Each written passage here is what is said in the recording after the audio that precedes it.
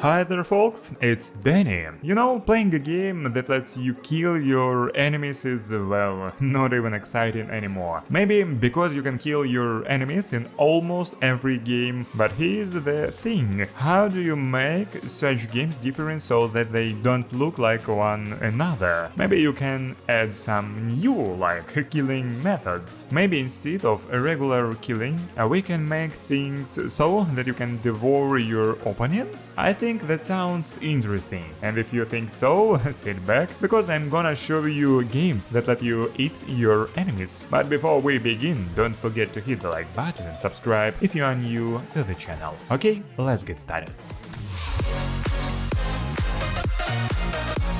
Well, what we are gonna start with today is The Rising. It's a multiplayer action slasher game with survival elements, and here you will be a bloodthirsty vampire. You have awakened from your centuries-long slumber and found that the world has long forgotten your existence. Now you are no scarier than a bat to them. Well, that's not good, and you have to fix it. You have to get your honor and dignity back, and to do so you have to find food, restore your strength, avoid the burning sun, build your castle and progress in this mysterious world. The gameplay here is based on dynamic battles with different weapons and spells. You can also customize the vampire for your own playstyle, combining different abilities and skills. Well, as for the food of our vampire, you will need to hunt for your victims. This can be humans or animals. Well, when you catch them, you'll need to drink their blood. This will help you to replenish your vitality and even get some buffs. Well, it's not exactly devouring your enemies, just a part of them, but still, each type of blood gives you different perks depending on the situation. For example, if you catch a worker and drink his blood, it increases your resource gathering ability. Warrior blood increases your physical strength and so on. And guess what? I tried this game personally and I spent 50 hours on it, so I can definitely tell you that it's worth it.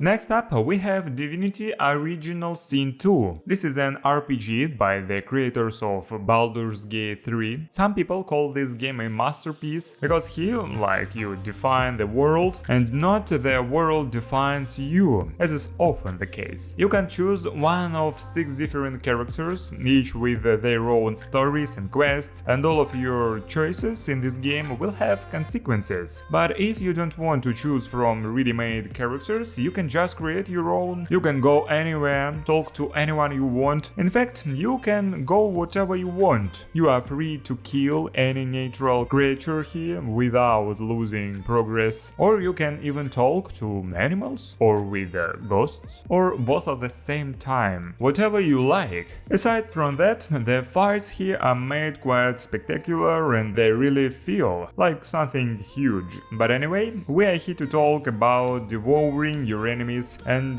you know how to do that in this game. Well, all you have to do is become an elf. In this game, elves aren't like the beautiful and noble creatures you are used to seeing them as. Here, elves have a unique ability that allows them to eat other people's flesh. So you can rip a piece of a corpse and eat it. And what's more, you get to see the memories of whoever you choose to taste. Sounds interesting, right?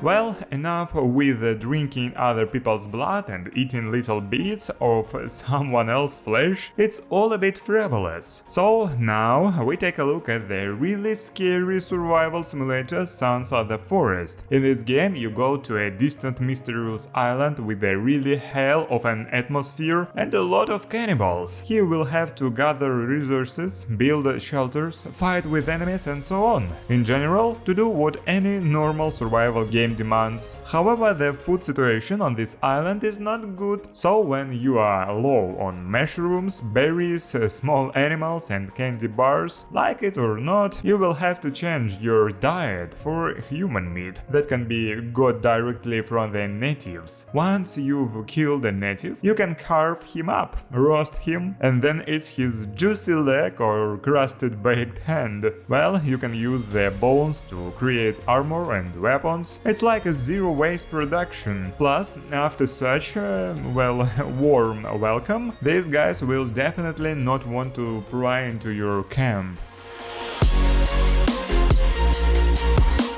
Next, we have a whole series of Fallout games. This is a post-apocalyptic role-playing game where you explore a world destroyed after a nuclear war. There are different factions, mutants, and even robots trying to survive while fighting each other. And guess what? There is some guys who don't mind getting their hands on human flesh. Cannibals appear in almost every Fallout game in one form or another. For example, in Fallout 2nd, there are cannibals band that kidnaps people from Modoc and makes all sorts of peace out of them. And in Fallout 3, there is Settlement Endale that hides a really terrible secret. Local people eat all the newcomers. Some games have the cannibalism perk. Using it, you can restore health and feed your hunger by eating the corpses of humans, ghouls, super mutants, and other creatures. Well, it's not free. Usually your character loses karma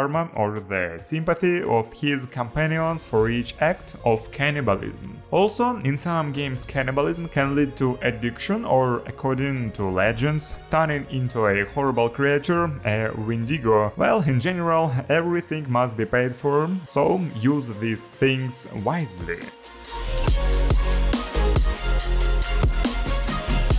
Speaking of cannibals, let's talk about Oblivion. It is an open-world role-playing game and the fourth game in the Elder Scrolls series that is known for its freedom of action and non-linear story. In this game you can create your own character and travel through the vast province of Cyrodiil, the heart of the Tamriel Empire. You can also complete all sorts of quests, join factions, fight monsters and humans, trade, steal, witchcraft and more. But let's not focus on the story. That's not what we want to talk about today. We are gonna talk about how you can devour your enemies in this game. Well, to do that, you have to become a werewolf. For those who didn't know, werewolves are shapeshifters who can turn from human to wolf and then go back. Werewolves have great strength, speed and stamina, as well as sharp claws and teeth, which, of course, help them grab and devour people. And then there is Namira, the Princess of Darkness, Decay and all the nastiest things in the world. She patronizes those who practice cannibalism and necrophagy. It's like eating dead bodies. Namira has many of her followers and cults who worship her and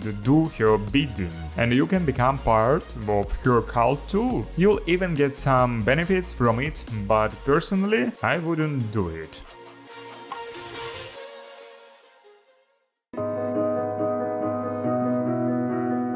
Next we have Grime, an action-adventure platformer with role-playing elements set in a fantasy world. The game events unfold in a crazy world with a rather surreal atmosphere. But there is one thing: this world is destroyed by a mysterious matter. You play as a quite strange creature with a black hole as a head. The combat system here will require you to be fast and brutal. You will have weapons that are literally created from living beings and can change their shape during combat. It was probably created by the protagonist's head. After all, this is a black hole, and it is capable of absorbing everything living and dead that comes into its sight. And this not only gives the character food for growth and development, but also allows you to get new abilities from the devoured enemies. For example, you can learn to shoot a laser out of your eyes or release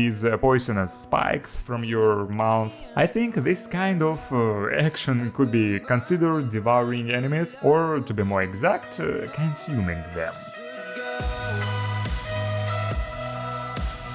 Next we have Rimworld, a sci-fi colony simulator. In this game you'll find yourself in a company of survivors of a crashed space liner on a remote planet. Here you will have to build structures, create weapons, fight the local monsters, basically do whatever it takes to survive. And if you think that the Rimworld is just about building, surviving and traveling like any other strategy survival game, well, you are wrong. Unlike other similar games, there is also cannibalism. You can literally eat your enemies or sell them whole or by pieces to some human body lovers. There is literally a character trait here that indicates a character does cannibalism. Also, there are types of pirates and tribes that practice cannibalism, make clothes out of their enemy's skin and so on. All of this, of course, has its benefits and its drawback. On the one hand, it is an extra source of food and positive spirits for cannibalism. On the other hand,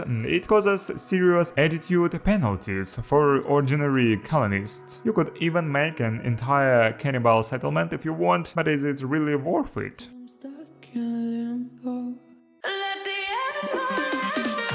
The main character of the prototype game series also devour his enemies, but in a kind of weird way. But first, a few words about the games themselves. It is an open-world third-person action game. You wander through the New York City streets, which has become a place of virus that turns people into mutants. Well, you are a virus too, but an intelligent and very deadly one. The protagonist here can release blades from his hands, run extremely fast, float in the air, lift tanks with his hands, but most importantly, he can eat his enemies. And this is justified by the plot here, so there is no getting away from it. Eating people and mutants is necessary just to restore your health after some fight. And even despite the fact that your character is immortal, you will still have to do it. What's more, it will allow you to learn the memories of other characters, letting your progress further in the story. But the most important thing is that eating creatures lets you disguise yourself, because when you eat some dude, you can literally become him. You can have a real nightmare here and consume everyone you want, and I bet there are those among you who have done something like this already and then dealt with a bunch of military people who have come to deal with the mess you've made. So, if you've ever done something like this, write in the comments below.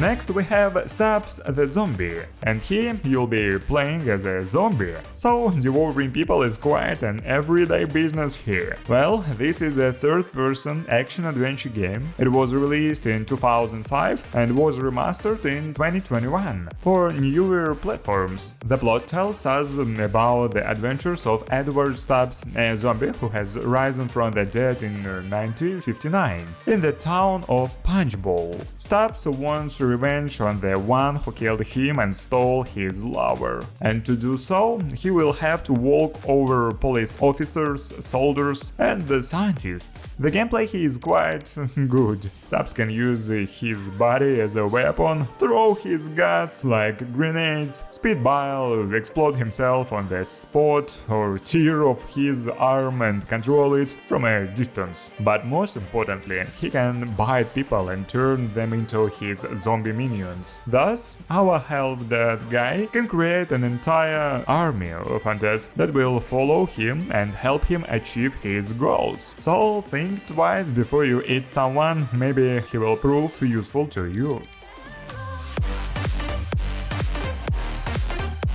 Another game based on enemy devouring is Carrion. It is a pretty cool horror platformer, but here you won't be running from monsters. Instead, you will be a monster yourself. Or rather, you will be a creature of unknown origin that escaped from the laboratory and now takes revenge on his supervisors. The goal of this thing is to escape from the underground base where he has been held captive and exterminated on. But to escape, first, you will have to get through many obstacles: doors, lasers, turrets, scientists, soldiers, mechanics, and other base workers. You'll move with your tentacles, grab objects and enemies, attack of course, and eat people to restore health and increase your weight. The more you grow, the more abilities you gain. However, your size also affects your mobility and ability to get into certain places, so sometimes you'll have to, well, leave part of your body to get smaller. Otherwise, you just won't be able to go any further, but don't worry, you can always eat some humans and become a giant size again.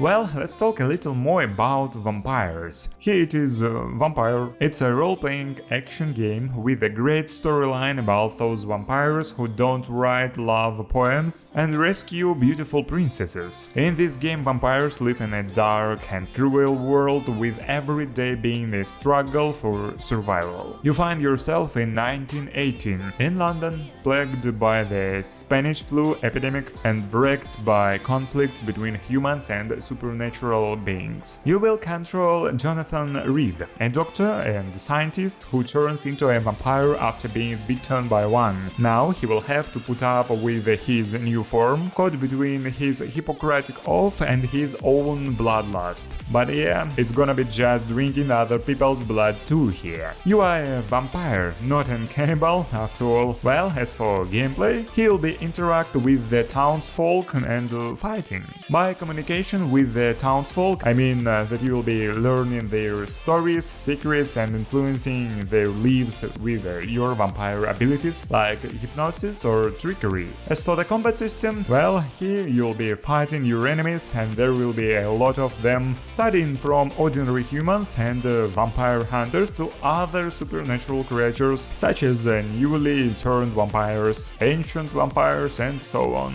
And here you can use both your weapons and your supernatural abilities. It's up to you.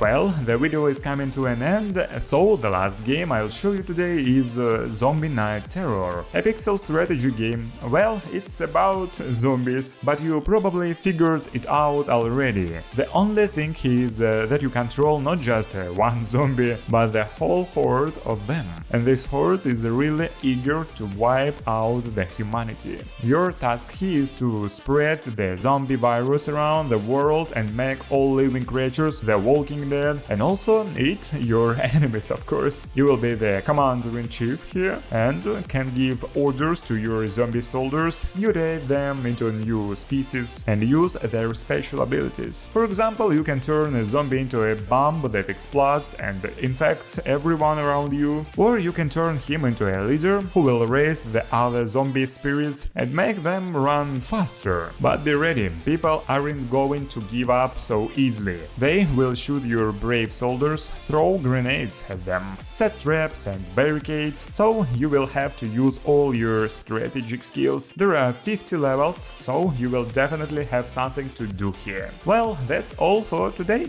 I hope you enjoyed this video and found something interesting, and if so, leave a like and subscribe if you haven't already. It's been Deni, see ya guys soon.